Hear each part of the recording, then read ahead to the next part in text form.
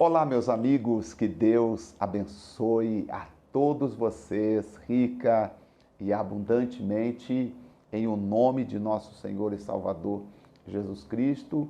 Este é mais um devocional estudando a Bíblia com o pastor José Maria. A partir do ano que vem, nós vamos usar apenas o nome Estudando a Bíblia com o pastor José Maria, porque eu terei outros momentos, outros encontros aqui no YouTube e também na nossa rede social para divulgar outras programações. Por exemplo, estou pensando em nós marcarmos um horário e realizarmos todos os dias uma oração especial. Talvez às 6 horas da tarde ou às 23 horas, por volta das 23 horas, horário de Brasília, que aí quem vai dormir mais cedo já recebe a oração da noite e já vai dormir após fazer a oração conosco. Vamos preparar, porque realmente nós precisamos melhorar a nossa condição espiritual. No ano que vem, tem muitas coisas boas acontecendo e, como diz, nós não vamos dar sossego à nossa rede social e você estará conosco, claro. Esse devocional de hoje, eu desejei muito falar dele, queria muito que chegasse a 1 Timóteo capítulo 3, são apenas 16 versículos, mas aqui eu chamo de código de ética pastoral. Se você quer saber o que é a vida de um homem de Deus, o que é a vida de um ministro de Deus, se você quer olhar para um pastor e dizer assim, poxa vida, deixa eu verificar se ele age conforme a palavra de Deus, deixa eu ver se ele está dentro do código de ética de acordo com Timóteo 3. É só você ler aqui e você vai entender.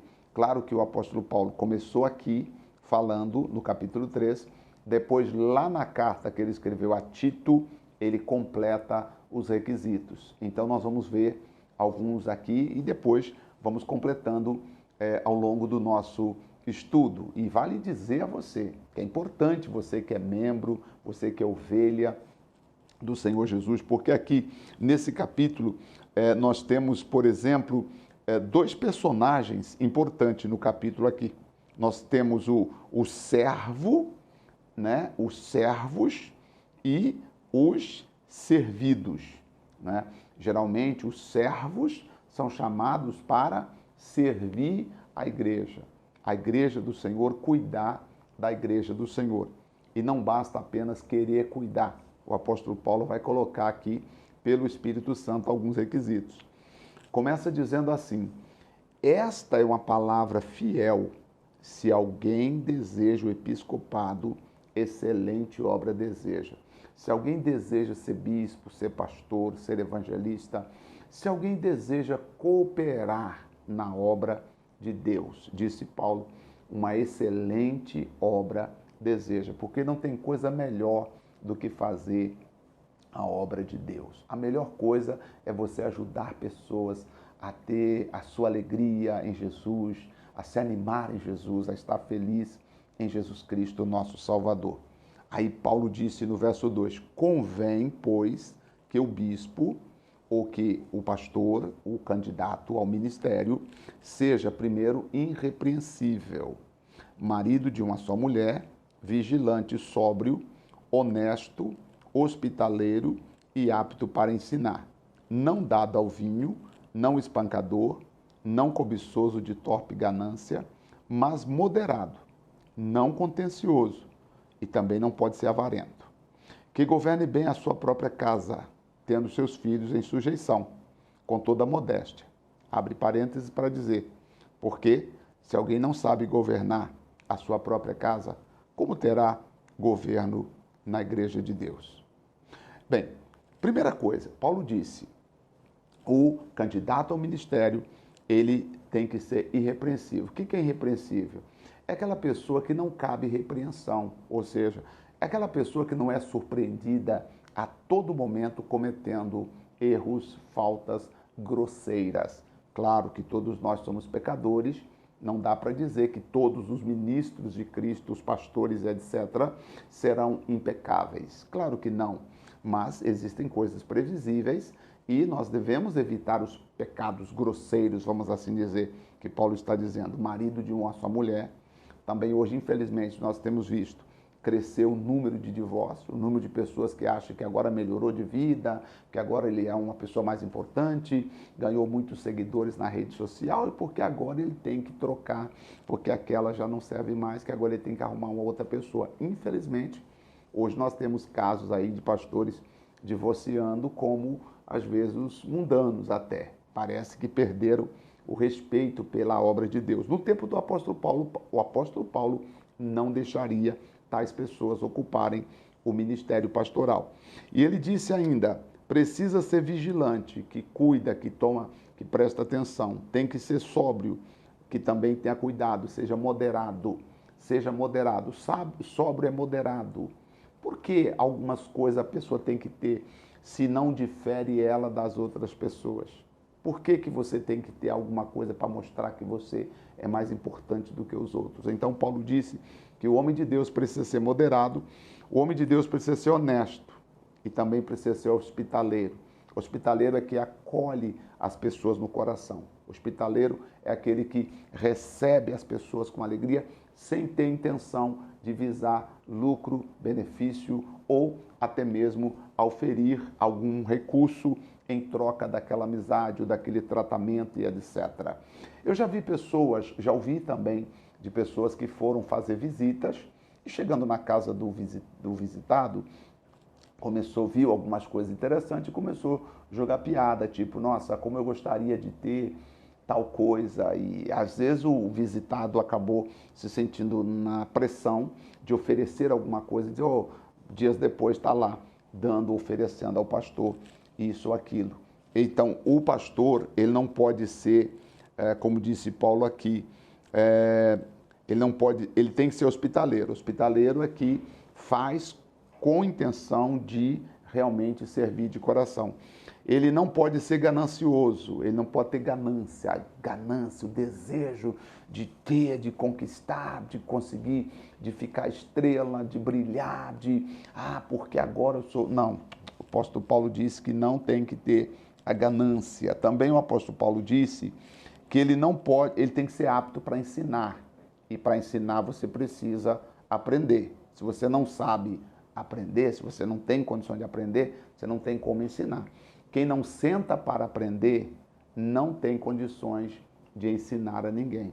Então nós temos que aprender, principalmente aprender com a própria palavra de Deus, sentar com ela e aprender com ela. Então tem que ser apto a ensinar. Não dado a muito vinho. O que é isso, pastor? Não ser atraído pela alegria natural.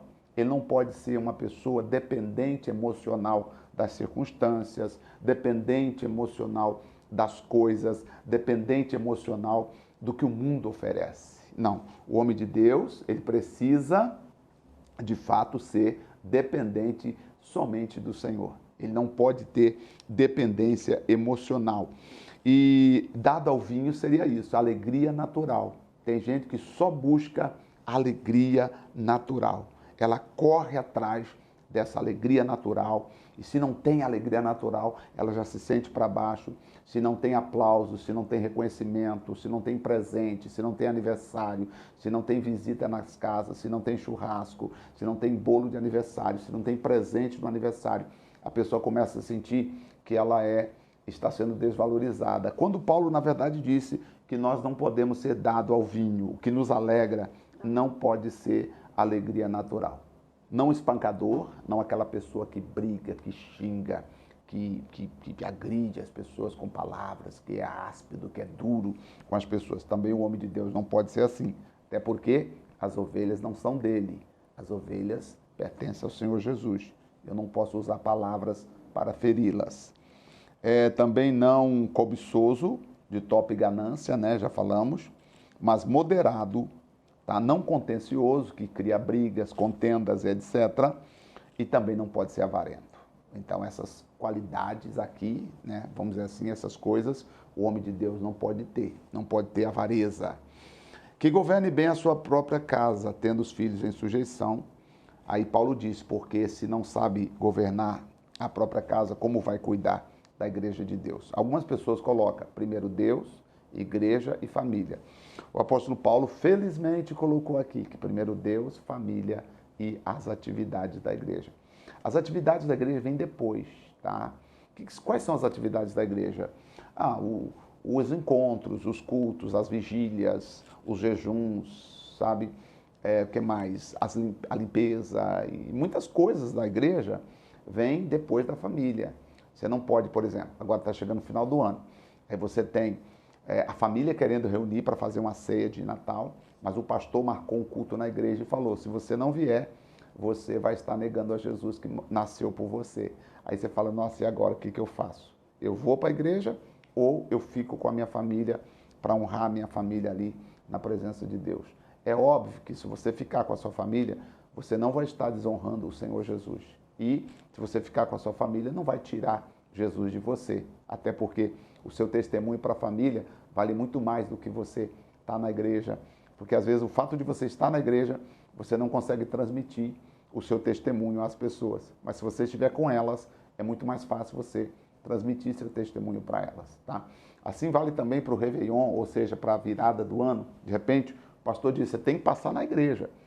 E alguns pastores até chegam ao absurdo de dizer, se você não passar a virada do ano na igreja, o seu ano de 2025 não será bom. Mentira dele. Mas ele fala isso porque ele quer que você venha para ganhar números, para mostrar que teve uma grande vigília. E aí você deixa a sua família, deixa o marido, deixa filho, deixa mãe, deixa pai, sozinhos em casa e você passa na igreja. Você acha justo? Você acha que Deus ficaria feliz?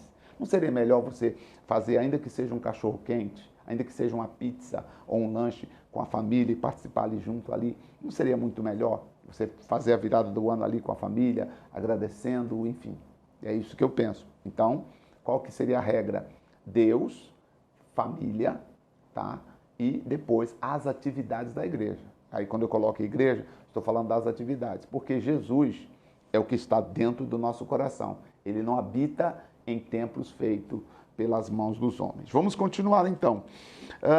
E aí, versículo 6, não neófito, para que não ensoberbeça e se caia na condenação do diabo. Ou seja, neófito aqui é novato, né? A pessoa primeiro tem que ser experimentada. O ministério pastoral não é para quem é novato, para quem está chegando agora, porque pode ser que a pessoa não tenha uma estrutura para aguentar as lutas e as adversidades que vêm ao nosso encontro no dia a dia. Convém também que tenha bom testemunho dos que estão de fora, para que não caia em afronta e no laço do diabo. Veja que é necessário ter um bom testemunho dos que estão de fora. A própria Bíblia está explicando, né? Da mesma sorte, os diáconos sejam honestos. Os diáconos aqui são os obreiros, né? Não de língua dobre, ou seja, não aquela pessoa que fala uma coisa na igreja e fala outra em casa. Não uma pessoa que fala uma coisa com um amigo aqui e quando vira as costas fala daquele amigo para o outro já fala diferente. Língua dobre, tem pessoas que têm língua dobre. E o diácono lida com as pessoas, conversa, recepciona, seja bem-vindo, entra, quer tomar uma água, quer tomar um café, primeira vez aqui na igreja, nossa, que legal, bonita a sua família, Deus te abençoe, por favor, sente aqui. Se esse diácono for língua dobre, ele vai falar uma coisa para as pessoas e nas costas dela vai falar outra. E, infelizmente, hoje existem diáconos, presbíteros, obreiros, dessa forma. E aí o apóstolo Paulo está condenando isso terminantemente, nós não podemos ter. Não dado a muito vinho, também o diácono não pode ser ligado às emoções, às coisas materiais, e também não pode ter cobiça e nem ganância. Guardando o mistério da fé em uma pura consciência, ou seja, a tua consciência tem que ser pura, verdadeira, diante do nosso Deus e Pai. No versículo 10, sejam primeiro provado e depois sirva, se forem irrepreensíveis. Então não pode colocar qualquer pessoa para servir. Primeiro a pessoa tem que ser provada. Foi provada? Foi. Está aprovada? Tá. Então agora ela sirva. Eu acredito que hoje, à frente de muitos trabalhos da igreja, existem pessoas não aprovadas fazendo a obra de Deus. Então nós temos que ver isso, olhar de perto e ver. Primeiro, a pessoa tem que ser provada, para depois, se for aprovada, aí sim ela serve às mesas. Primeiro estes sejam primeiro provados, depois sirva, se forem irrepreensíveis ou se forem aprovados. Da mesma sorte, conselho para as mulheres sejam honestas, não maldizentes. Eu costumo brincar, existem mulheres maldizentes que falam mal de todo mundo, maldizentes. Meu Deus, o WhatsApp hoje está cheio, né? Pessoas que vivem como patrulha, né, espiritual, procurando saber o que está acontecendo na vizinhança e nos bairros. Então diz a Bíblia que as mulheres não podem ser maldizentes, têm que ser sóbrias, moderadas e têm que ser fiéis em tudo, tá? Os diáconos também sejam marido de uma só mulher e governe bem os seus filhos e sua própria casa. Porque os que servirem bem como diáconos adquirirão para si uma posição de muita confiança, né, na fé que há em Cristo Jesus. Então, é mais ou menos assim. O começo pastoral tem que começar como diácono, ou seja, tem que começar como obreiro, um candidato a obreiro, um obreiro que vem servindo, atendendo, que traz um copo d'água, que recebe uma pessoa na igreja, que faz uma oração, que despede de uma pessoa, que ajuda. Então ele vai ganhando habilidade e daqui a pouco Deus promove ele para um estágio mais elevado aqui na fé, uma posição de mais confiança na fé que há em Jesus Cristo. O problema é que muitos hoje, passou esses dias agora aquela questão do menino querendo sentar na janela, né? Aquilo ali foi um acontecimento que foi num voo aí, não sei para qual estado que estava indo. Mas você sabia que hoje no mundo espiritual existem muitas pessoas chegando e já querendo pegar tudo pronto? Ela não quer pagar o preço, ela não quer começar do começo, ela acha que ela tem todas as habilidades para começar a partir do 15º degrau, quando na verdade ela não cavou ainda nem a estrutura emocional e espiritual para ser absolutamente nada na obra de Deus. Sabe, Moisés passou 40 anos no deserto. Jesus passou 30 anos se preparando. E Paulo também, meu Deus. Vamos pensar nisso, vamos nos preparar. Porque se servirmos bem como diáconos, né, como obreiros, como amigos, como pessoas que estão ali, como voluntário, né? Você também precisa ser voluntário.